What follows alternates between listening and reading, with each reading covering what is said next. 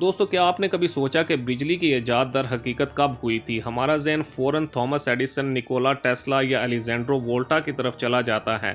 लेकिन क्या हो कि अगर मैं आपको बताऊं कि जदीद दुनिया से भी हज़ारों साल पहले मौजूदा इराक़ की सरज़मीन पर हमारे आबाओ अजदाद ने एक ऐसी चीज़ ईजाद कर ली थी जो आज की जदीद बैटरी की पेश रो है। एक ऐसी ईजाद जिसने तारीख़ के तस्लीम शुदा हक़ाइक़ को चैलेंज करके रख दिया है।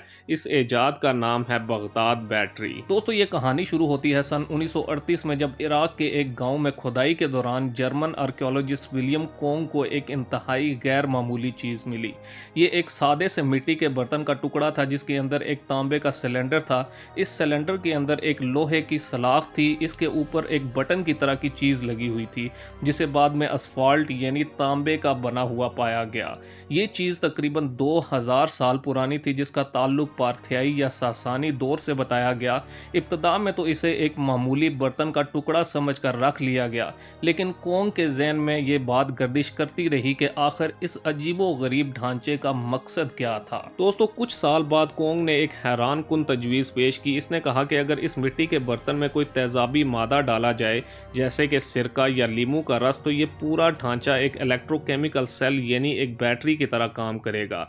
तांबा और लोहा, दो मुख्तलिफ धातें, एक तेज़ाबी महलूल में डूबी हुई हों तो इनके दरमियान एक केमिकल तामुल होता है जिससे बरकी तवानाई पैदा होती है।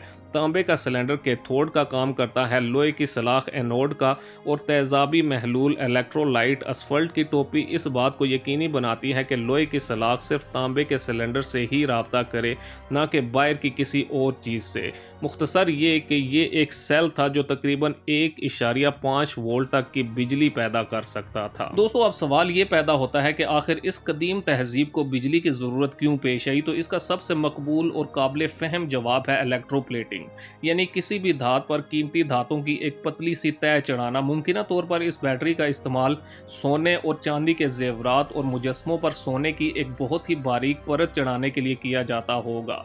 अगर कई बैटरियों को एक साथ सीरीज में जोड़ दिया जाए तो ये ज़्यादा वोल्टेज पैदा कर सकती हैं, जो कि ऐसे काम के लिए काफ़ी हो सकती हैं। एक और ख्याल ये भी है कि शायद इसे तिब के मैदान में इस्तेमाल किया जाता हो, जहां बिजली के झटके से दर्द में आराम पहुंचाया जाता हो, बिल्कुल इसी तरह जैसे जदीद दौर में टेंस मशीनें काम करती हैं। दोस्तों, लेकिन हर पुरस्रार दरियाफ्त की तरह बगदाद बैटरी पर भी इल्मी हलकों में सख्त बहस हुई। बहुत से रवायती तारीखदान और आर्कियोलॉजिस्ट इसके बैटरी के नज़रिए से मुत्तफिक नहीं हैं। इनका कहना है कि इस ईजाद का बराह रास्त साबित होना नामुमकिन है, जबकि इनका मौक़िफ़ है कि अगर ये वाकई बैटरी थी तो इसके साथ तारें और ऐसे बर्तन मिलने चाहिए थे जिन पर इलेक्ट्रोप्लेटिंग के वाज़े सबूत मौजूद हों, जो कि ना होने के बराबर हैं। जबकि इनका ख्याल है कि ये महज एक ऐसा बर्तन हो सकता है जिसमें मुकद्दस चीज़ें रखी जाती हों और असफल्ट के डार्ट इन चीज़ों को हवा से बचाने के लिए लगाए गए हों। दोस्तों, तो फिर हकीकत क्या है? क्या वाकई कदीम मेसोपोटामिया के लोग बिजली के राज से वाकिफ़ थे, या ये महज एक इत्तफाक है जिसे हम जदीद दौर के इल्म की रोशनी में गलत समझ रहे हैं?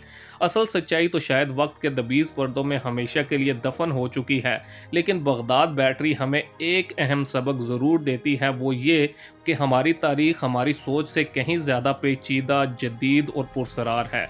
ये हमें माजी के बारे में मुतासिब सोच छोड़ने और हमेशा दरियाफ्त और सवाल करते रहने पर मजबूर करती है। दोस्तों, अगर आपको ये वीडियो पसंद आई हो तो वीडियो को लाइक करें, चैनल को सब्सक्राइब करें और कमेंट सेक्शन में अपनी राय का इजहार ज़रूर करें।